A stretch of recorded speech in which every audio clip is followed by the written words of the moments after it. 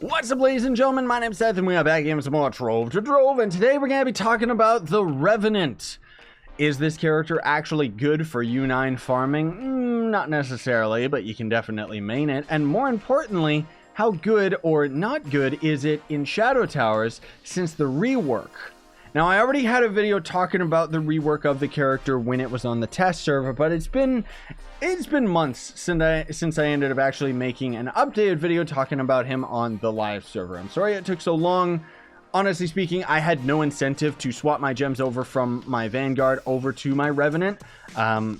But now we ended up doing it, so I thought may as well just go for it. Now, as far as the ideal stats that you're going to want to go for on pretty much any character that's DPS, and the Revenant most definitely is a DPS character now.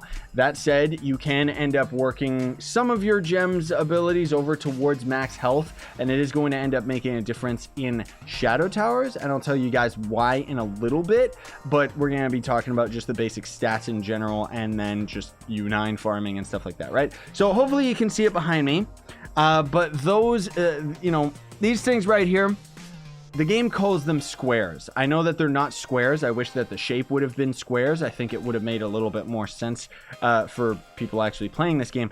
But just to give you a quick summary of the gem stats that you're going to be going for, these are fully augmented, fully maxed out leveled gems, but it is still going to end up making a difference even if you have low tier gems.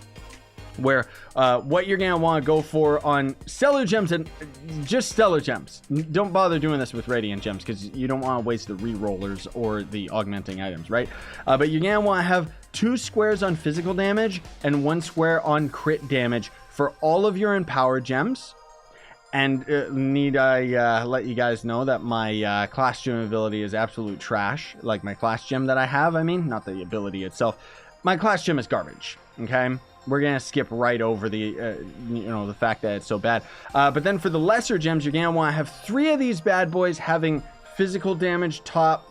And then next is going to be crit damage. And then, of course, crit hit is the stat that you want to have no squares in whatsoever. But then you're going to have the other 3 lesser gems have crit damage as the dominant stat with 2 squares. And then 1 square into physical and none into crit hit. And even then, if you have fully augmented gems, if you have fixtures in your club and stuff like that, you're going to be able to actually roll crit hit off for some max health. Because if we look at my stats, I'm actually rocking 107% crit hit. So technically that means I could actually roll crit hit off of one of my gems so that I end up having more max health. And that would end up giving me that much more survivability in Shadow Towers. Now, as far as the stats are concerned that you're aiming for, anywhere, the ballpark is you want to have base damage at 125,000 at best.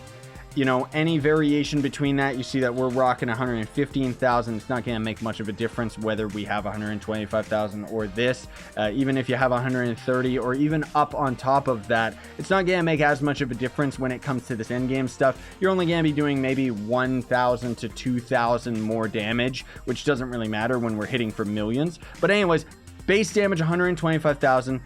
Crit damage you want to have at 1,700%. Anywhere around there. Again, this is just kind of the ballpark. And then crit hit you obviously want to have at 100%. Now, the stats on the gear that you're going for is I actually don't have perfect gear. I have crit damage second stat on all my gear, but I would actually recommend that if you're going to be maining Revenant, it's best to have attack speed second stat, because attack speed, essentially what you're doing with the Revenant is just using your basic attack now. Like, you don't use your shield. You barely end up using your ult. You can use your shield in U9, and we'll talk about that in a little bit. But the ideal stats you want is attack speed second stat. And then if you're farming U9, you're going to have movement speed as your 4th stat. But if you're in Shadow Towers, you can swap that stat off from movement speed into crit damage, just if you need that extra amount of damage, and you most likely will, just because of the way that the class works. Now, as far as the emblems, the flasks that you're going to be using for U9 farming, that's going to end up differing quite a bit from Shadow Towers, including the class, the ally. I'm actually rocking Little Bergie. That's more so you should actually be using that for Shadow Towers, and I'll talk about why in a bit, but otherwise you would normally be rocking Raptor Berserker if you're farming U9, because then anytime you end up getting a kill, you end up getting that increased movement speed. You're not going to need Martial if you end up having the high stats, but if you don't have high enough damage to kill bosses in U9, you're going to want to use the Martial emblem, and then you're going to want to be using Trailblazing, because as that triggers, it's going to give you even more movement speed, and that's pretty much what it's all about. Unless you're like me, and honestly, like, the Revenant is a very, very slow character by default. Like, a lot of the era characters vary in their base movement speed. That's why certain characters like the Lunar Lancer, for example, it's very, very easy to build him for speed farming, because he's naturally got like the highest base movement speed in the entire game. And then when you add gear into the equation, he just ends up getting that much faster. Revenant is slow. He's always going to be slow. So if you actually have a knight that is a high enough power rank, then you could just actually use the subclass ability to give you that extra movement speed. And even on mount, like right now, I've got 120 movement speed while I'm rocking a mount at 25k PR on my knight. So if you got that, just go for that. You don't need to bother having the movement speed. However, it is going to end up being nice to have movement speed for your Revenant, just for the sake of, you know, being faster, right? So anyways, again, you want to have Martial, but if you don't need it, you can swap it off for Trailblazing or the Chronomancer Cubesley, or Chromatic emblem, I mean. And then the Unyielding, I'm just rocking for Shadow Towers, because otherwise, again, Trailblazing or Chromatic. I always just use Death-defying, but you could, if you want to, actually swap off of it, because the Revenant is... he's a powerhouse, man. He's the tankiest character in the game, just because of the fact that he's got insane amounts of lifesteal since his rework. And most of all this is going to be shown when we're in the Shadow Tower. But otherwise, I would actually use... where is it? Not the Vial of Unleashed Power. Which one is it? It's the Conjurer's Crucible.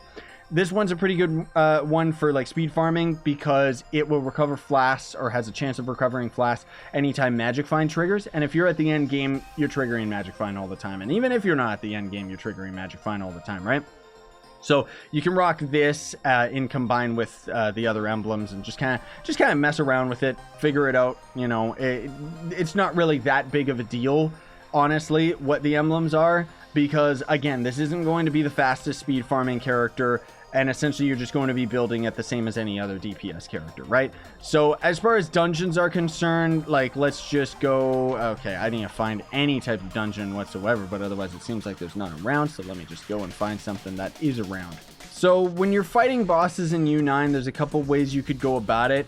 Your basic attack generally is going to end up being your best bet, because your shield bash, you know, we're sitting pretty good on our damage, and our shield bash, I don't think it one-shots a U9 boss, not unless I ended up popping a flask, which I don't generally like doing, because I like grinding for long periods of time without having to go and find cornerstones and stuff, which again is why you could use the Conjurer's Vial, right? But if we end up getting into this dungeon, and I'm going to try and let this guy hit me a couple times, just so I can show you the insane amount of lifesteal. So he's going to hit me, and then I guess it doesn't really damage us that much. Like, we're pretty tanky. But if we end up just attacking them right then and there, we have a chance of triggering lifesteal. It doesn't seem to be working. But anyways, honestly speaking, guys, that's pretty much it as far as the U9 farming is concerned. You just go in, shield bash, or just do your left click. The reason why you're going to be using your basic attack is because it's going to do more damage than spamming your shield over and over, considering the amount of time that you're using the ability on. Now, your number 1 has actually been changed into a toggled ability, and this is where the Revenant starts to shine, because as you're using this ability in combination with your basic attack, that's where your damage starts not only going through the roof, but that lifesteal is where it ends up coming. So anyways, your ultimate is still going to end up being pretty decent for pulling enemies in, but let's actually go to an ultra dot right here, just so I can show you guys a quick example and let you know and confirm with 100% certainty that you can main the Revenant for all of your Shadow Towers. You can solo Ultra Towers with this guy. He's not going to be as fast as some of the era characters, and you know, you're not going to have 100% chance of destroying the Dreadnought every time when you're soloing it, but it is definitely possible, especially if you end up, you know, getting lucky with how the boss ends up generating his abilities and junk like that. You know, is it going to end up generating a physical shield all the time? Is he going to end up just using his auto attack and absolutely destroying you? Who knows, right? But you can see right here, this is a prime example. This is what we're going to be doing at the end game. Look at our health. look at our health as this guy. Like, it goes down and then instantly goes back up. Which brings me to the point as to why I was saying that if you can muster it, having a little bit of extra max health is going to go a long way. Because the way that Trove works in terms of like lifesteal and stuff like that, or just the difficulty of this game in general, like you see that guy right there, he did enough damage that he just one-shot me. That's why I always recommend using Death Defying, because with Death Defying, you don't get one shot. You have a little bit, of leeway. You don't have to be spamming your pots all the time, and essentially you just don't get absolutely destroyed. You just need Death Defying and Shadow Towers. It's a requirement, right? So that's why I use that in combination with Unyielding, because Unyielding is going to give us that brief bit of invulnerability, and then Martial is just going to end up giving us extra damage. And as you can see, it's not the fastest damage in the game compared to some of the other characters, but we did get through that moderately unscathed. And that's the important thing. That's where, yes, you can main this character, and if you have more max health, it means that taking damage, you have a bigger health pool to take damage that potentially is not going to one-shot you. Because if you get one shot, no matter what, you're going to drain a pot. But if you end up having a bit of extra health, it means that you have a little bit more leeway, and a little bit more of a safety net to heal yourself out. Now, generally because of your health stealing, it's pretty glitchy. Lots of people have actually tweeted me like, have you seen this glitch? And it's like, yes, I did actually see it, where there is a issue where you can life steal yourself out of death. And I'm not talking about what you're seeing right here, where I'm getting taken down to one shot and I'm just healing out right away. I'm talking about, especially on the Hydra, because of all the acid, you will actually have your character die and your screen turns gray, as if you just, type /respawn, but you're still alive and kicking, and you still see the video effects of your abilities, and you're still causing damage. So it's essentially like you're a ghost in Trove, which is totally not intentional, but it's like, because of that extreme amount of life steal, that's where it ends up like just completely healing you out, right? So either way, we're not going to go through all the Shadow Towers, but I did want to confirm that you can go through all of the Shadow Towers. You should actually check Merc's video on it if you haven't already. His is more of a comedy style video, but it does definitely show, like, I forget how many times it took him, but he did end up actually going through all of the Ultra Towers on his Revenant, including killing Dreadnought, so that's definitely impressive just because of the amount of time that it would have taken. But if you're dodging properly while you're fighting him and stuff like that, then of course it's going to end up just being more of an endurance run rather than something that's inherently difficult. But yes, for you Revenant mains out there, if you've still been sitting there wondering whether or not you can actually main this character, if you've been waiting this long for my tutorial video on it, I mean, honestly, I don't know why, but if you have been, I can confirm, yes, you can main the Revenant most definitely. You can main him for U9. You aren't going to be the fastest farmer. You're not even going to be top 10 as far as speed farming is concerned, but that's not why you're playing the character, right? You're playing it just because you enjoy the style of the character or enjoy the abilities of the character, and essentially what you're going to be doing is just using your just your left click attack, which it's funny how almost every rework that they keep doing to all these characters, you're just spamming your fastest attack, over all of the other ones, just because the attack animation time of the other abilities doesn't end up being worthwhile. Like, even with the Vanguard, the only reason why you end up using the right click is because you can literally, like, it's semi-automatic and you can spam it as fast as you can. Whereas with the Revenant, unfortunately, your shield dash is on a cooldown. Now, there has been a lot of other internal changes to the character. I will put a link in the description to the original patch notes that ended up talking about the rework and stat changes to the Revenant, so that you guys that are more inclined can end up seeing every little nerdy detail about what they ended up changing with the character. Because I most of all wanted to have this as a shorter side of tutorials that just kind of shows you by example what you can actually do as far as not only a build is concerned, but in terms of actual damage and stuff like that. And again, I'm not rocking a perfect class gem ability, all right? So, or a perfect class gem, right? So if you end up having a better class gem, potentially you could end up doing even more damage than I was doing in the Shadow Towers and be that much more useful. So you know, you might not be the most coveted class in the game, but for those of you that do like this guy, you can definitely main it. The next class on their list is going to end up being the Tomb Raiser, last we heard, and they're going to be making that change sometime in 2019. So who knows what's going to happen when all the U10 stuff comes out. But hopefully this tutorial will still be relevant by then.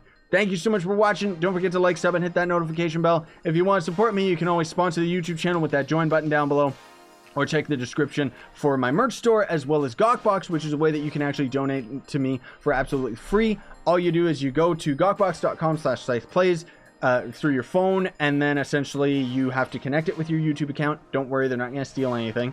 And then you just follow the instructions, download phone games, play them for a little while. They give you money that you can then buy stickers with, that you can then send to me, and those stickers just turn into real life currency. Not to mention the stickers have the benefit of being able to show up in my live stream, so you can actually see your own username right then and there. Thanks for watching though, everybody. Sign over and stay epic.